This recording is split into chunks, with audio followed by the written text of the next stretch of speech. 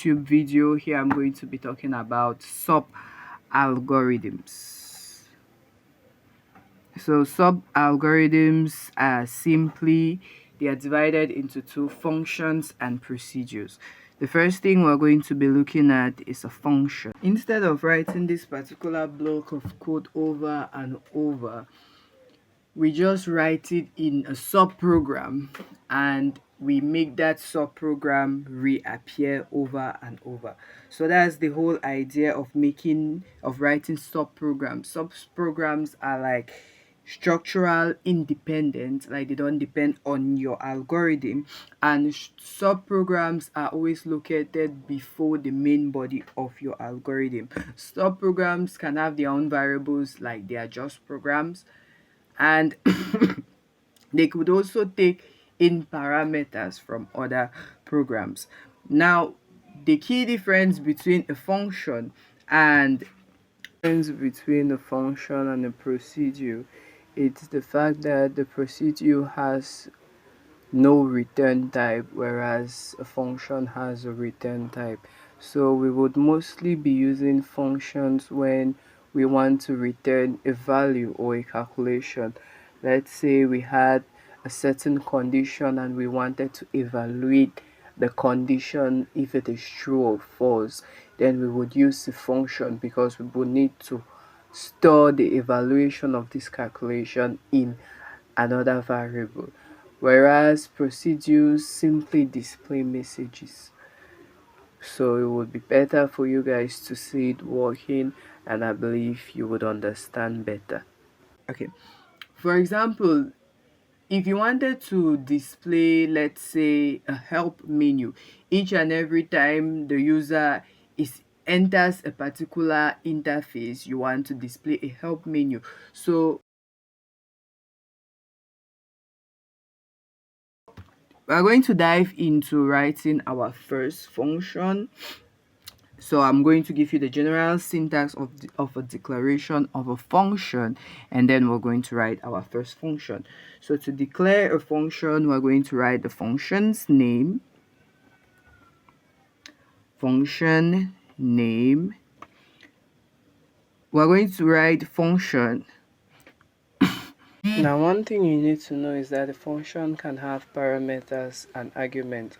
Parameters are variables passed to a function during its declaration, whereas arguments are variables passed to a function as this function runs.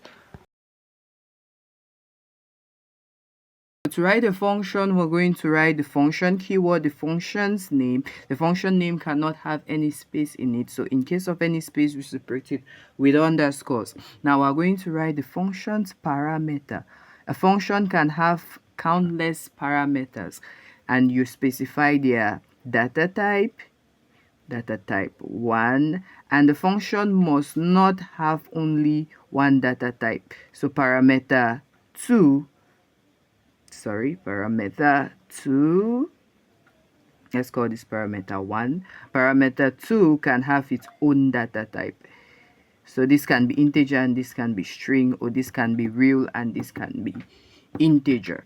And after writing the data type, you want to specify the return type of return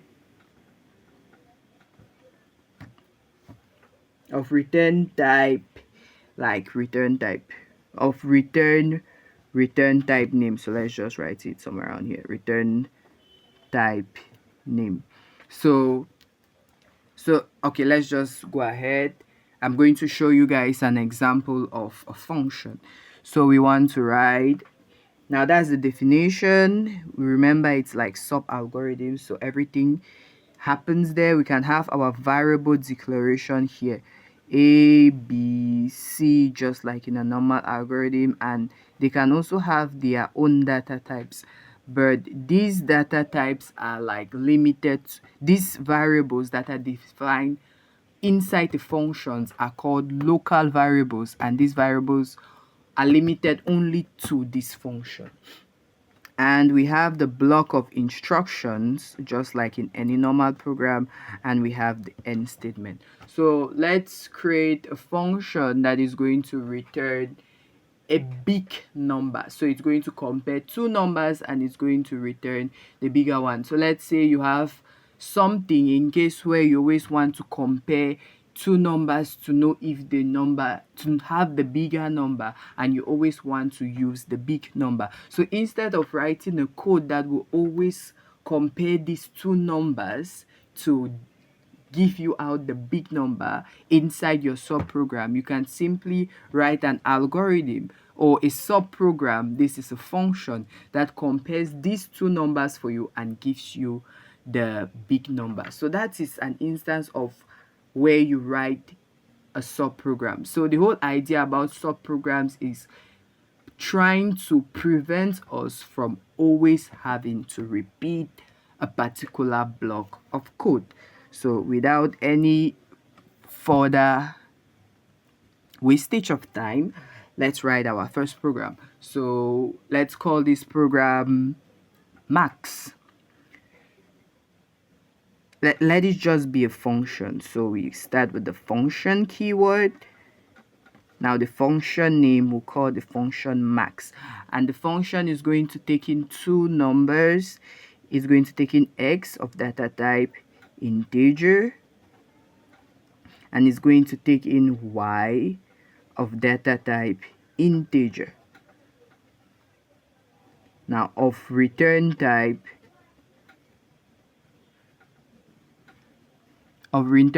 integer as well. We need to understand that the return type can be different from the data type of the parameters. That completely depends on you. So this, like, the return type simply refers to the output, like the value it's going to return. So now we want to, well, we are not going to be defining any variables as seen above because we are not going to need them. All of the variables will come from the main program. Remember, we are working on the scenario that the user is using this in the middle of his program. So function, now we want to use the begin keyword, begin. Now we directly want to compare the variables. If x is greater than y, then return x, else return y.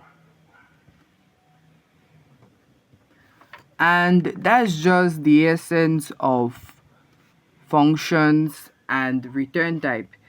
I felt like this one was too basic. We should have compared something like 5 numbers. Well, anyhow, that's functions. Now let's go to procedures. Something similar happens with procedures, but the only difference, as we earlier said, is that a procedure does not have a return type. So when defining a procedure, we start with the keyword procedure, then the procedure's name.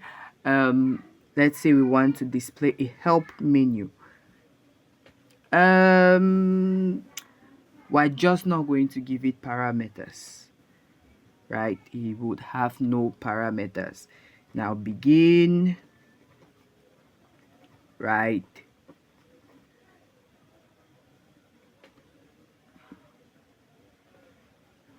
One, two, play, right? 2, to continue,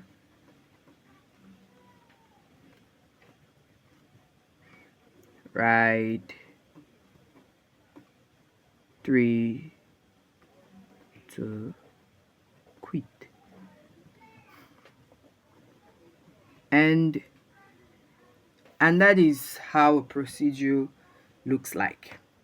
Now we're going to write a program where we're going to use this our max function Well, no, not this our max function. I prefer I'll create a better max function, and we're going to use that one. Okay, we have seen okay, we have seen how to write subprograms independently. Now we are going to see how to use these subprograms inside our algorithm. So here we're going to be practicing what we've learned. So we want to create something like, let's say, a function that returns the answer of a power. For example, 5 raised to the power something, any number, or any number raised to the power any number. We want to return the answer. So the first thing we want to do is we're going to need a variable to store the data the user would enter, another variable to store the second number. We're going to be using a loop, so we're going to need an index. The next thing we're going to need is a variable to store the number the user, like the number, the result of this computation, the final answer. And we're going to need a local variable here. Yes, our function will be using a local variable. Well, we spoke of local variables before. It is good practice to make the function have local variables, because local variables are primitive to the function and they are better to handle compared to global variables. So without any wastage of our time, after imagining it, we have taught it, and now we are about to build it. So the first thing we want to write is our algorithm keyword, name of the algorithm, power. Now after that, variables, we're going to need x, y, z. X is the number, y is the power, z is what holds the answer. And we're going to need, well, I can be a local variable, so let's make it a local variable to the function, integer. Now we want to write our function, the function keyword, then the function name. Since this is called power, let's call it power function or something like that. Power function, since it's a function. Power function. And the function is going to take in two parameters, which is, we can call these parameters whatsoever. We can call them a, b, c, whatsoever, but I'm just going to call mine x, since it would actually be x. So yeah, but you remember, you can call it whatsoever you want it to call to be. So the same data type, integer, and y is also going to be an integer. Now of return type,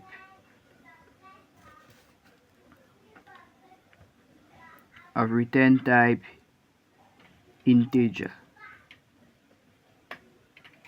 Now we want to create the variables, local variables for this function. So var, we are going to be using a loop in this function, so we will need I, and we will need a variable to store the initial value, and this will also be integers.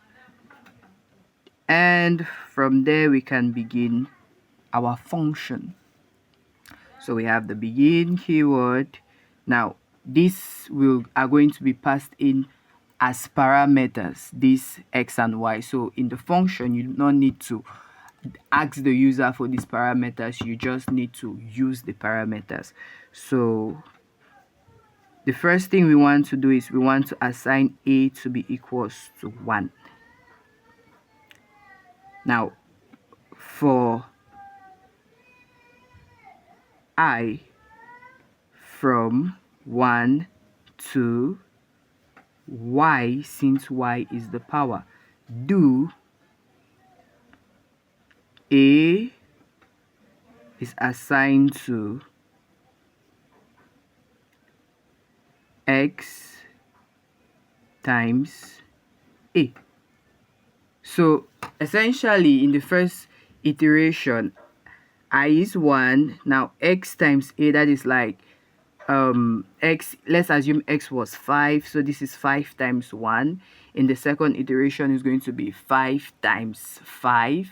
In the third iteration is going to be 25 times 5, and whatsoever answer that returns times 5. So that's how it works. So we want to end our 4,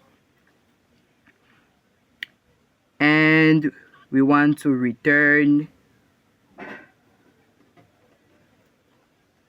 a, and we want to end our function. Now we want to begin our algorithm. So we want to ask the user to enter 2 values, enter that this was definitely not supposed to be one word, the number and power. Like, just make it classy. Enter the number and power. We want to read the number, that is x, and the power, which is y. Now we want to use our function, but before that we want to store its output. So remember, this function is going to return a value a, and we want to store this a inside z. Z is going to be our display function. So z is going to be assigned to, what was the name of our function again? Power function. Power function. And power function receives parameters x and y. So write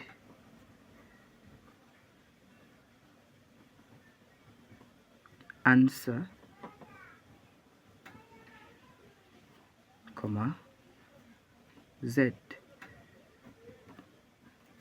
and there is a function.